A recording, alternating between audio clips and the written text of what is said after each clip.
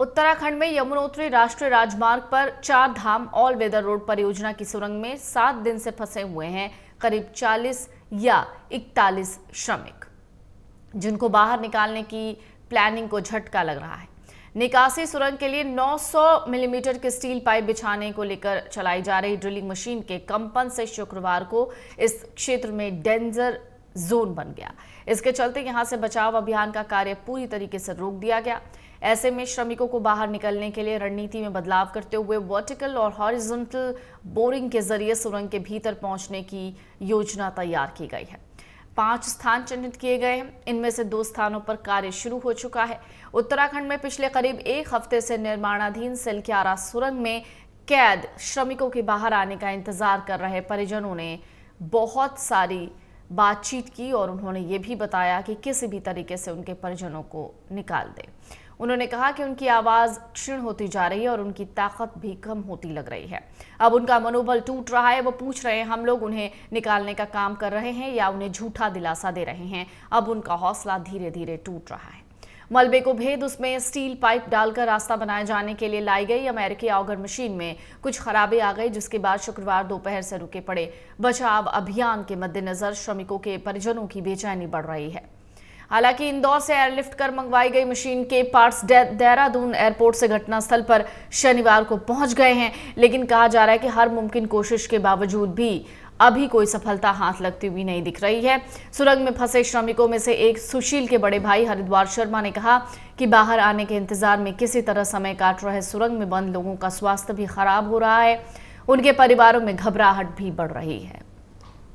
खासतौर से आपको बता दें, बिहार के रोहतास जिले के रहने वाले शर्मा ने यह भी कहा कि हमें अधिकारियों से बस आश्वासन मिल रहा है, फंसे हुए श्रमिकों को बाहर निकाला जाएगा या नहीं कुछ पता नहीं चल रहा। अब करीब 1 सप्ताह हो चुका है। आंखों में आंसू लिए शर्मा ने कहा, सुरंग के अंदर कोई काम नहीं चल रहा, ना तो कंपनी ना ही सरकार कुछ कर रही है। कंपनी कह रही है मशीन आने वाली है, लेकिन जो मशीन आ रही है वो भी खराब हो जा रही है।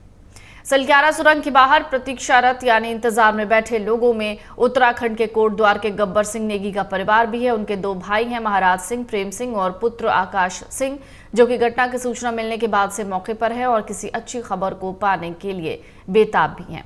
महाराज सिंह की माने तो उन्होंने कहा है कि उन्होंने ऑक्सीजन की सप्लाई वाले पाइप के जरिए गब्बर सिंह से बातचीत की और उनकी आवाज काफी कमजोर लग रही थी। उन्होंने कहा, मैं अपने भाई से बात नहीं कर पाया, उसकी आवाज बहुत कमजोर लग रही थी, वो सुनाई ही नहीं दे रही है।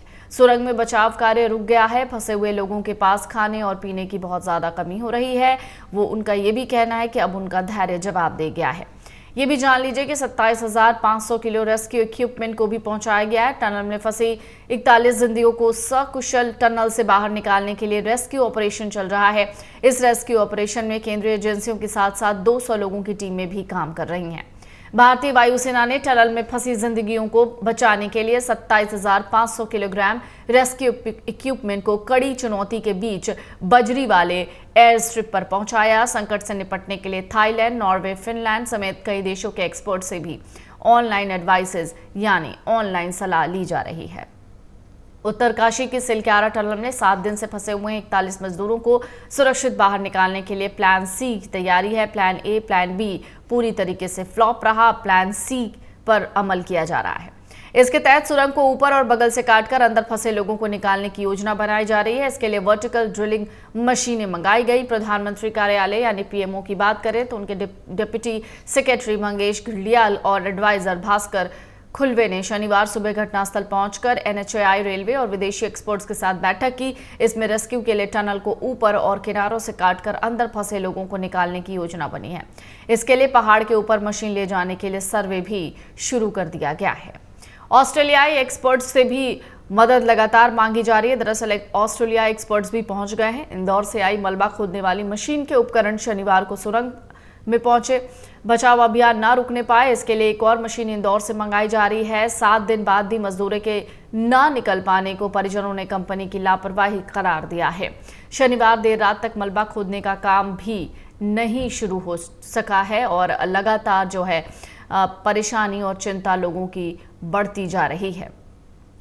टनल के फंसे 40 मजदूरों की संख्या 41 हो गई है। कंपनी प्रबंधन ने बिहार के मुजफ्फरपुर के दीपक कुमार के फंसे होने की सूचना दी है। कहा गया है कि उसमें 40 नहीं बल्कि 41 मजदूर हैं। अमेरिकी ऑगर मशीन से ड्रिलिंग का काम बंद कर दिया गया। मशीन के कंपन से सुरंग में मलबा गिरने का खतरा बना हुआ है, इसलिए ऑगर मशीन से ड्रिलिंग का काम बंद किया गया। लोगों को बचाने के लिए फिलहाल सुरंग के ऊपर और साइड से भी ड्रिलिंग करने का प्लान बनाया गया, जिसे प्लान सी का नाम दिया गया है। इसके लिए कुछ मशीनें भी मंगाई गई हैं, लेकिन इसी बीच जो परिवार वाले हैं वो लगातार शिकायतें कर रहे हैं कि उनके परिजनों को निकालने के लिए कोई काम नहीं चल रहा। 7 दिन बाद भी मजदूरों को बाहर नहीं निकाले जाने पर मजदूरों के सब्र का बांध भी टूट रहा है। उन्होंने प्रदर्शन करके रेस्क्यू में तेजी लाने की मांग की है। अगर आप ये वीडियो YouTube पर देख रहे हैं तो हमारे चैनल को सब्सक्राइब करें और बेल आइकन को दबाना ना भूलें। अगर आप Facebook पर ये वीडियो देख रहे हैं तो हमारे पेज को लाइक करें।